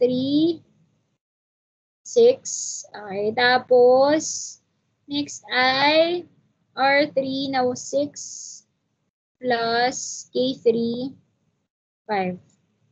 Okay? So we have here K3, 5 minus 6 is equal to negative 1. Okay, so identified na natin lahat ng values. Okay, punta na tayo dun sa susunod na steps. So solve the system of equations for R and K values, which is yun yung ginawa natin. Meron na tayong R1 na 0, R2 na 3, R3 na 6, K1 na 5, K2 na 1, tsaka K3 na negative 1. Sabihin niyo lang sa akin pag meron akong baka mali yung sign na nalalagay ko, ha? Okay, next. Compute for the improvement index for each unused square. Okay? Kung kanina, ang finukusan natin ay used square. Ngayon, kukusan naman daw natin yung unused square. I-compute daw natin yung improvement index sa lahat ng unused square. Okay? By the formula, cost minus yung Ri minus K. Okay? Paano yun? Simulan natin dito.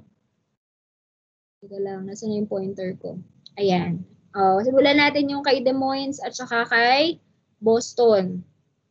Ang formula ay cost. Cost niya for, okay, cost ng D at saka B minus lahat. Okay? So, ang formula ay C minus R minus K. So, minus R1, row 1 siya, R1 nakatapat, tsaka K2. Ang R1 sa table natin ay R1 ay wala. R1 ay 0. Okay, R1 ay 0. Tsaka K2. 1. No, minus 1. Okay, so dito ay 3. No, next. DC. 3 minus 0 minus K3 negative 1. Okay, so 3 plus 1 ay 4. Tapos, EC. EC ay 3, R2. R2 ay 3 minus 3 minus negative 1. 3 minus 3, 0, positive 1. Tapos, FA 9 minus row 3, 6, column 1, minus 5. 9 minus 6 minus 5. Negative 2. Tama ba? Negative 2.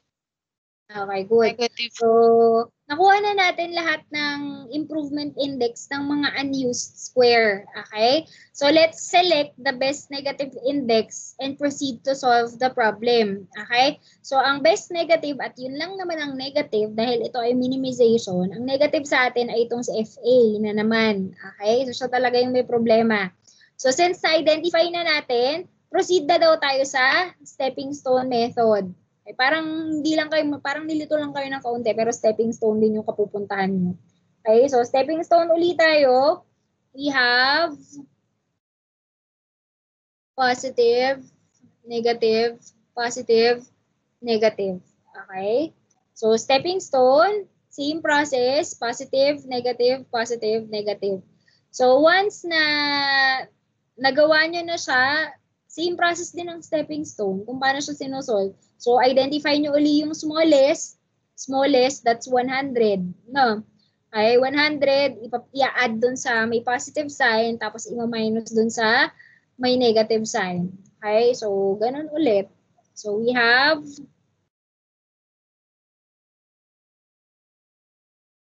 yun lang ang hindi ko alam kung sinong nag-devise masyado ng method na to, pero yun lang ang problema sa kanya. Parang ipinasa niya na ulit kay stepping stone pagkatapos. Anyways.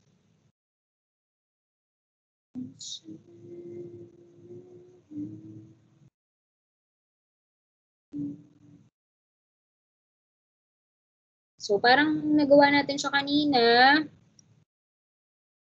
So, 200, 200, saka 300. 9 ko na to. So, that's negative 100. Di wala na. Plus 100. Minus 100. Plus 100. Minus 100. Okay. So, 100. Saka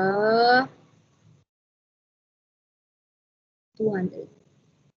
Okay. So, same naman nung kanina.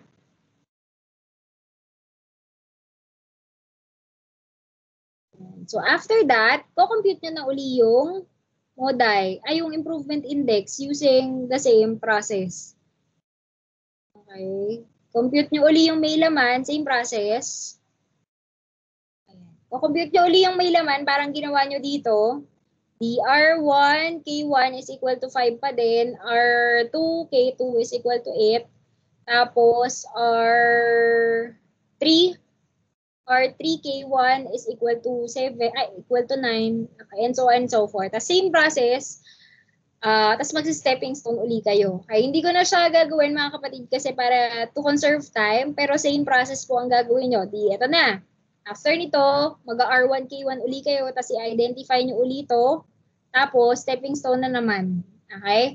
Tapos, kung hanggat may negative dito, kayo po ay diretso sa pagsosolve ng stepping stone ulit sa system. Okay, so balik present day lang. Tayo sa present day. Gusto niyo ba ituloy pa? Or carry naman? Naintindihan naman? Hindi na po, miss. Okay. Sige, para lang medyo ma-discuss natin yung iba, ha? Okay. So, madami-dami pa. Okay, ayan. So, yun yung concept ng MODI. Ito yung magiging sagot nun pagkatapos. Halimbawa, ito. Nalaman na, ito yung kaninang ginawa natin. Initial. Yung ginawa natin, ito yung control natin, tas negative 2. Okay? Yan yung ginamit, and then meron pang isa pa after that. So, ito yung magiging sagot after yung mag-MODI ulit. Dalawang MODI. Ay, para rin naman siyang si stepping stone. So, pwede naman kayo dumiretso kay stepping stone na kasi hindi na magko-compute pa dire-diretso. Ganyan. Yun lang yung kaibahan ni MODI. Medyo may arte pa siya ng or formula. Ganyan. Unbalanced transportation problems. In case po unbalanced, pag sinabing unbalanced, ibig sabihin, hindi equal yung capacity sa factory requirement, ganyan. Okay? So, maglalagay kayo ng dummy. Okay? Kailangan nyo pong i-balance ng equation kasi hindi kayo makakapag-MODI, hindi kayo makakapag northwest corner rule kung hindi balance yung inyong resources. So, ang concept, your supply must be equal to your demand. Kailangan nyo mag-introduce ng dummy kung saan kulang. Paano ini-introduce yung dummy? Ito yung concept ng dummy. Itong explanation. Any units assigned to dummy destination represents excess capacity. Tapos, assigned sa source na dummy is unmet demand. So, halimbawa ito. Halimbawa yan. Nung una, 300 plus 200 plus 200 ay 3, 4, 5, 6, 7. 700 versus dito sa taas na 250 plus 300 plus 300 na 850. So, hindi siya balanced. Okay? Kaya naglagay siya ng 150 dito para itong nasa baba ay maging equal sa 850. Okay? So, ibig sabihin, naglagay siya ng dummy warehouse wherein yung dummy warehouse, yan ay pwedeng maging key ninyo. Alam mo, pwede nyo isuggest sa boss nyo na, boss, parang kailangan natin ng next warehouse. Kasi hindi na kaya eh. Hindi na kaya ng demand natin yung hindi na kaya ng, hindi natin kayang i-fulfill yung demand, okay, based dun sa analysis ko sa transportation problem, mga ganun, okay? So, yan, maglalagay kayo ng dummy warehouse, o di kaya, pag dito naman kulang, dummy factory. Pag dito naman ang kulang, basta kailangan, bago kayo mag-push through sa pagsosolve, kagaya ng sabi ko kanina, kailangan balance muna. Okay? So, demand greater than supply. So, if the second type, unbalanced condition occurs when demand is greater than total supply. So, yan. Halimbawa, ito. So, hindi rin siya balance. So, mag-i-introduce ng dummy dito sa gilid. Yan. Like that. Na. Okay, so nag-introduce ng dummy para lang, tapos yung cost po ng dummy nyo ay 0. Okay, kasi dummy pa lang naman yun. Ano po? Okay, so yan lang din naman. Degeneracy. So degeneracy occurs kapag ka row plus column minus 1, yun yung pag mas mababa doon yung total number of occupied cells nyo. Halimbawa ito, 1, 2, 3, 4, 5, 6. 6 yung occupied cells. Ito ay 4 by 4. So 4 rows, 4 plus 4, 8 minus 1, 7. Okay? Ano ba? 1, 2, 3, 4, 5, 6. So yan, degenerate yan. Kulang ang nasa loob. Okay? So degenerate solutions. So occurs when number of occupied squares or rows in a transportation table solution is less than the number of rows plus number of columns minus 1. Okay? Pag nangyari yon, lalagyan nyo lang ng 0 yung kahit ano, ayan. That is, place a 0 in one of the unused squares and then treat that square as if it was occupied. So kung sakali lang na mangyari, maglalagay kayo randomly, ayan, within the stepping stone path. Okay? Kasi hindi kayo makakapag-stepping stone kung wala kayong tatapakan. Yun ang problema kapag ang inyong path ay kulang ng laman. Okay? Hindi mabubuo yung stepping stone. Okay? So, if in case degenerate yung problem, pwedeng ma-identify nyo yung lalagyan nyo ng 0 by dun sa tatapakan ng stepping stone pag nag-stepping stone na kayo. Ayun. So, yun yung how to address degenerate problems. So, ito example ng degenerate problem. So, yan. So, pwedeng dito siya maglagay or pwedeng dito siya maglagay. Kasi 4 lang, 1, 2, 3, 4. 4 lang, dapat 5. Kasi 3 plus 3, minus 1, 5. Okay, so either mag-place siya here or here, okay lang naman. Kasi as long as mabubuo niya yung square ng inyong stepping stone.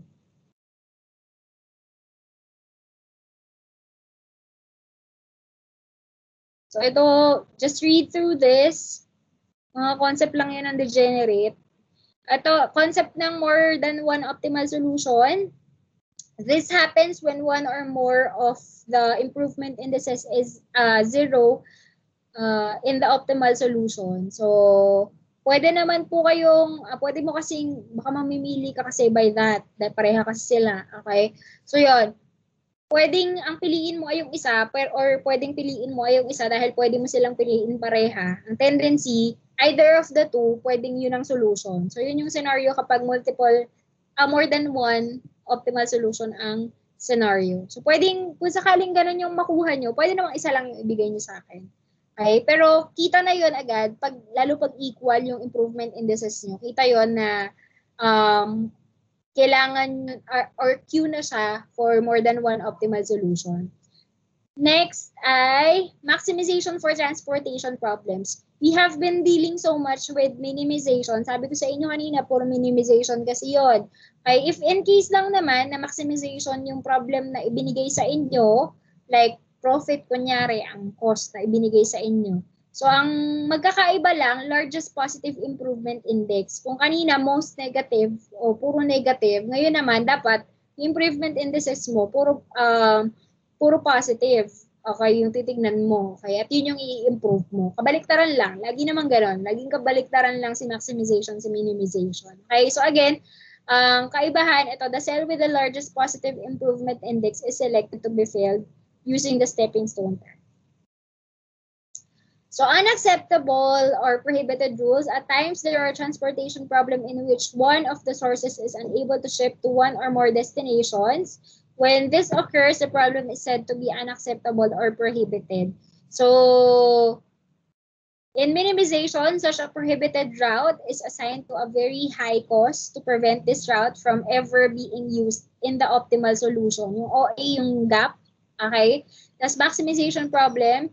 The very high cost in the minimization problem is the negative side, turning it to a very bad profit. So yeah, though yung mga problems na ibibigay ko naman sa inyo ay syempre hindi naman ganyang kalala. Pero in reality, kung kayo na yung magsusolve, I mean kayo yung gagawa ng costing, Huwag niyong i-alter yung data in such a way na sana ay huwag padaanin dito, ganyan. Okay, move ko na to. Basahin nyo na lang siya. Ito ay puro concept na. Kailangan ko kasing maka-move on para sana hindi na tayo mag-meet next meeting. Tapusin ko lang si Hungarian method. Move ko na siya ha. Example lang naman yan. Okay, transshipment, isa lang yun ng transportation. Ha, ito yung concept niya. Basa na lang ako niyan. Move ako kay assignment model. Again, si assignment, pag-assign ng task to persons. So ito halimbawa si Fix It Shop that has 3 rush projects to repair.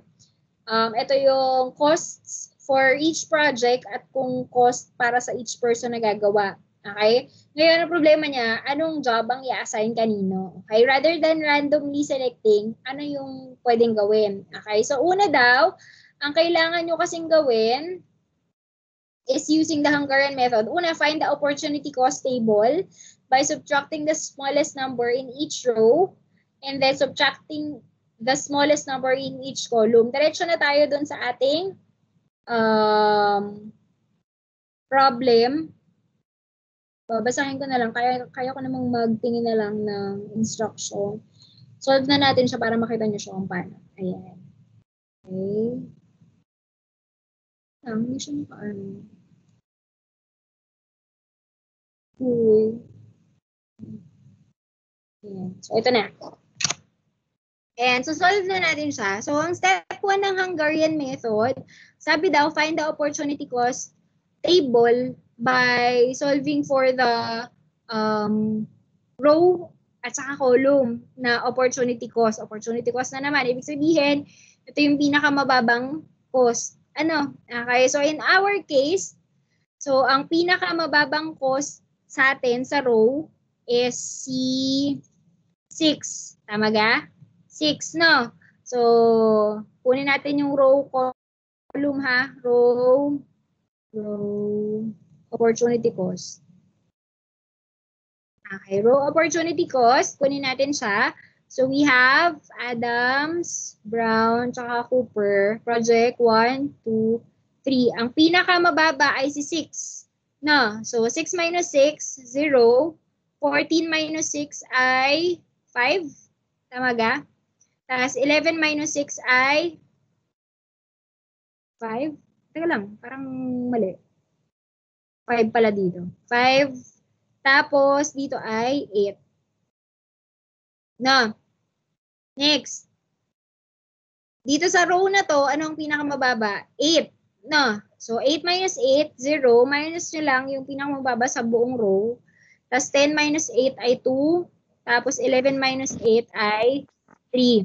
Sunod, dito sa pangatlo, ang pinakamababa ay 7. Okay, so 7, 0. 9 minus 7, 2. Tapos 7, 8, 9, 10, 11, 12, 5. No. So yan yung row opportunity cost natin. No. Sunod, pwede na natin kunin yung row total opportunity cost table. Paano makukuha yun? Yung total opportunity cost column, kung yan ay row, kukunin natin yung per column. Okay? Kunin natin yung per column. So, per column, ang pinakamababa ko dito ay, pinakamababa nyo dyan, 0. So, therefore, A, B, C. So, yung column 1, hindi ko na siya gagalawin. 5, 0, 2. Ito naman, ang pinakamababa dito ay 2. Okay? So, 0 to. Itong taas, 8. 8, no? 6. Okay? Tapos, 2, 3. Okay, next. Sa column 3, we have, ang pinakamababa ay 0. Okay, so, same na siya. 0, 3, 0. So, si Hungarian method, ang concept niya, kailangan, after mong makuha yung total opportunity cost table, kailangan ma-cross out mo. I-cross out mo yung pinakamadaming 0. Okay, so in my case, ang pwede kong lagyan ng line ay ito dahil dalawa ang mako-cover up na 0. Ito rin, dalawa ang mako-cover up na 0. Okay? Ideally, ang testing na yan ay ginagawa para malaman kung na-cover nyo yung ilang numbers of zero. In our case, kailangan kasi yung inyong number of lines ay equal sa inyong number of rows or number of columns. In our case, ang number of rows and number of columns natin ay kailangan po square ulit ha. Ibig sabihin, equal yung rows, equal yung columns. So in our case, 3 kasi. 3 ang rows, 3 are columns. Kaya dapat tatlong linya to. Okay? Hindi ko naman pwedeng dayain yan na maglagay ako ng linya uli dito. Na-cover na ng linyang to yung zerong to. Okay? So therefore, kailangan pa siyang i-revise. So ang gagawin nyo, with the uncovered, yung mga items na uncovered, kukunin nyo yung pinakamababang number. Okay? So, ang pinakamababang number dito sa loob na ito ay 3. Ay, 2. Okay? So, 2 daw. So, yung 2 na yan, isusubtract natin siya sa lahat ng number na hindi covered ng line. Okay? So, lahat ng number na hindi covered ng line. Lagay ko siya ha. A, B, C. 1, 2, 3. Okay, ang pinakamababa ay 2. So, 0, 0. Lagay ko lang yung nasa gitna ha. Okay. So, ang pinakamababa ay 2, 0, 3 minus 2, 1, 5 minus 2 ay 3. Tapos, 6 minus 2 ay 4. Okay? Kaya hindi ko nilagay itong pangalawang to kasi kailangan nyo pong i-add. Okay? I-add sa covering, i-add sa mga intersection yung smallest number. Okay? So, dahil intersection tong point na to, 3 plus 2, 5. Okay? So, 5. So, with that, gagawa na uli ako. Tatry ko na uling linyahan. Okay? Linya uli ako, 2 0. Linya uli ako dito, 2 0. Tapos pwede pa ako maglinya dito. Okay? So therefore, 3 na yung line. So pwede na ako mag-assign. Kasi 3 by 3 naman siya at 3 na yung line ko, pwede na ako mag-assign. So with this, ang i-assign nyo ay yung mga 0 lang. Okay? So ibig sabihin si A, ang may 0 lang sa kanya ay si 3. So therefore, si Adam ay i-assign ko kay job 3. Si Brown ay pwedeng ma-assign kay either 1 at 2. Okay? Bawa gusto ko siyang iwan. Problema ko si C. Si Cooper, pag tinignan nyo, si Cooper, pwede siyang ma-assign kay 1 at saka 3. Yun nga lang, taken na si 3. Okay? Kaya dapat kay 1 lang siya. 1. Okay? So therefore, si Brown, ang possible lang na pwede niyang pasukan ay yung number 2. Okay? So, ang costs na mai-incur nyo therefore, with the minimum cost na pwede nyo ma-incur with that, si Adam 3, $6. Original table. Si Brown 2, $10. Tapos si Cooper ay 1, $9. Patotal ako ilan?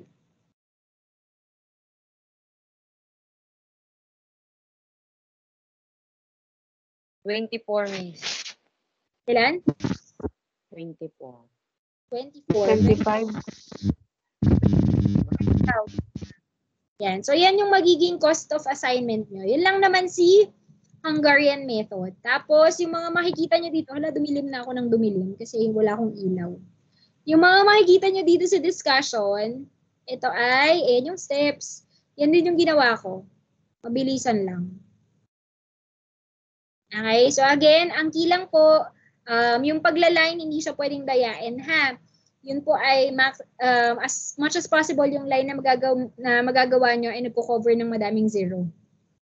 Okay, so yun yung ginawa natin. So yun din yung sagot natin. Yung ginawa. So pwedeng gamitin si Excel. So ito yung instructions kung gusto nyo gamitin si Excel. For unbalanced problem, ibabalance nyo uli siya using dummy accounts. Okay, maglalagay ng dummy column, dummy row, kung sakaling kulang. For maximization, baliktad. Okay, so kung kanina puro minimum, tas mina-minus nyo, ngayon maximum, ima-minus nyo sa second maximum, ganyan. Maximum yung hanapin nyo sa rows, tsaka sa column, tapos yun yung ipagma-minus nyo sa lahat ng value sa loob. Okay, yun lang naman yung kaibahan, pero pareha lang ng process. Ito yung example, pwede niyong pagpraktisan. Okay? Question. Sorry na ginabi ako. Pero sakto naman. 1 hour 58 minutes lang ako. Question. I-upload po yan yung discussion. Hindi Opo. po namin screenshot. Okay lang naman. I-upload naman po. Nga lang ay wala yung manual doon ha. Wala yung manual solution. I-upload ko rin naman yung video. Ay po. Bago ko one. Agad-agad ang focus. Okay lang yan. Ang susunod, wala na kasing susunod na discussion. Last na. Okay. Wala nang tanong. Thank you so much for attending today. Ayun. Bye-bye. God Thank you bless. po, Miss. Dilim ko na. Bye-bye.